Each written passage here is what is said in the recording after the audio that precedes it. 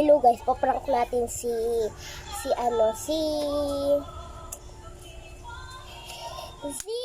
Kate. Paprank natin si Kate and ewan ko kung mag-ano siya sa akin, magtutulong, ganon. Sana tulungan ako. Okay, sana mas-successful ang pag-aanohin ko. Okay, mag-set up muna ako. Guys, nakapag-set up ako. Dito ako pepesto. Asa yung cutter ko dito?